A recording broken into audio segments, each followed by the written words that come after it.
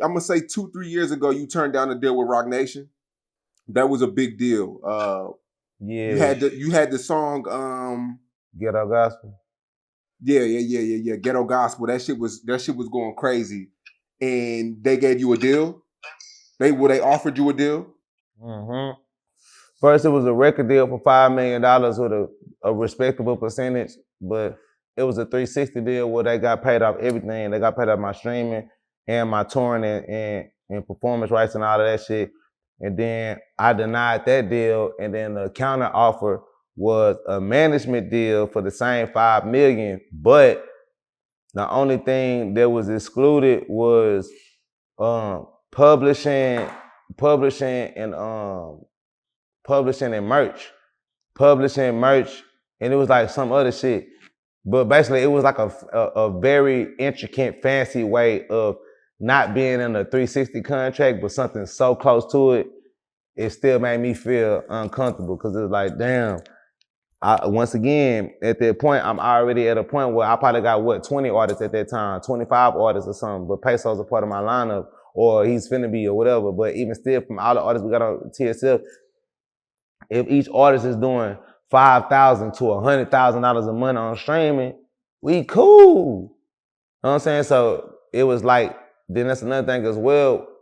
I also learned that if I signed one of those deals, then I would have to give up the monthly streaming checks that I'm making and to suffice for the budget that I would have received from signing the contract. And to me, in a 12-month span, that didn't make sense for me or my artists to a certain extent because, like I said, it's a lottery. We might make $500,000 off streaming one month. We might make $700,000. We might make $200,000. But still, everybody getting paid every month, even if they couldn't drop music, if they couldn't drop a video, just off of the catalog and all the music that they have and the work that they've done, it keeps them making money no matter what. So therefore, you are in the control. You want to see none of my artists can be shelved. None of my artists can be, set on the back burner where they don't have the opportunity to generate income off of having that music. But it is a heavy responsibility on them as well to keep the momentum up and stay hot and stay, interactive where fans want to fuck with you and spend money with you or whatever, or stream your music. But at the end of the day, it didn't make sense for me to sign with Roc Nation because I want to be a Roc Nation and I'm trying to have the same structure and the same position as a Jay-Z has, and eventually I'll partner up with maybe like a distro company or another bigger company that understands what I'm trying to create with TSF, and we partner up and do that. You know what I'm saying? But that just didn't make sense. But I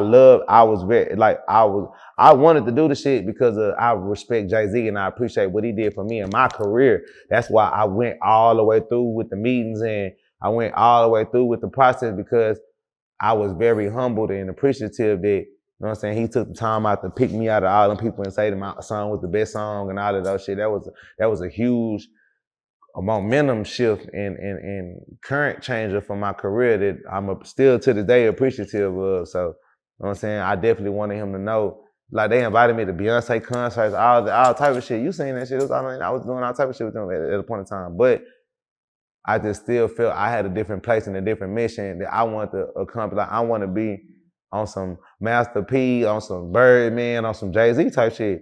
And I feel like I couldn't do that being up under him. You know what I'm saying? And basically, that opened up the door for Texas artists though, because shit, after that, you see 2, 3, 4 artists from Texas and from Houston deliberately got signed to Roc Nation after Sauce Walka said that and did that.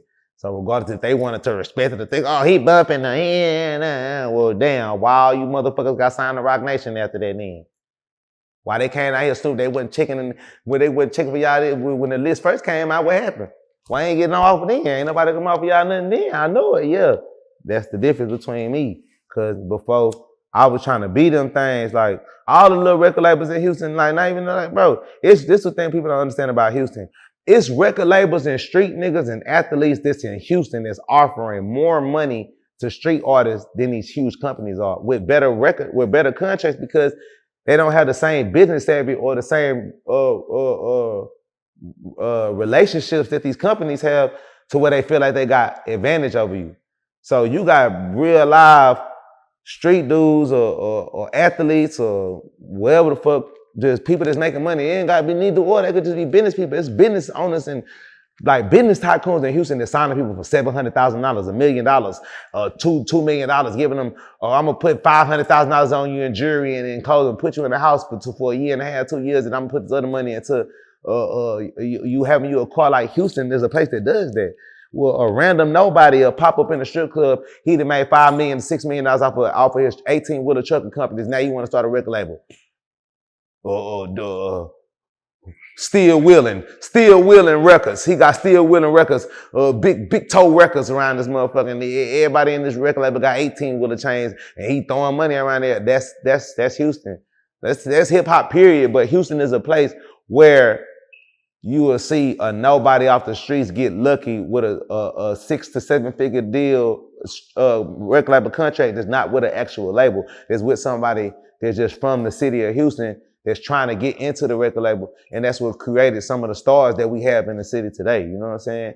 And that's good money that's coming to Houstonians. So now when a record deal comes, the person talking about 5 million, 3 million, 2 million, or if the number's not right, it kind of don't sound right to certain Houston artists or certain people in Houston because people already got so much money. And I already had millions of dollars. So it didn't make sense too. It's like, damn, I'm finna sign for something I got. I can't sign a record deal for an amount of money. I always looked at signing record deals. Hey, pass me the other blunt. I always looked at signing record deals and contracts with major companies. It should be the same feeling as a college prospect from the NBA, for the NCAA to the NBA or NFL. I feel like it should be the same feeling, the same process when you sign your first rookie contract to your upgrade contract. If I'm not signing a contract that from the time I put my name on that dotted line, my entire financial life is changed from the time I stroke that pen, that don't make sense to me.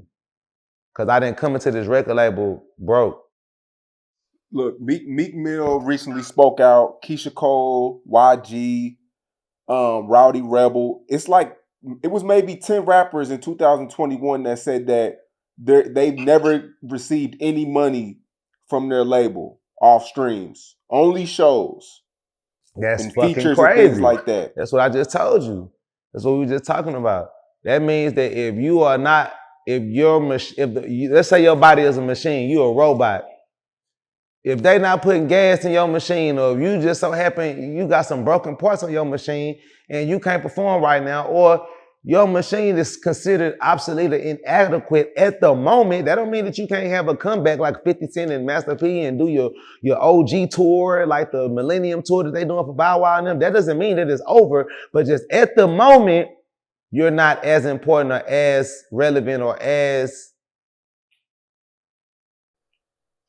You're not the priority. You're not the priority artist or called for from the public like that you were in your prime. Record companies and larger businesses have audits, they have inventories, they got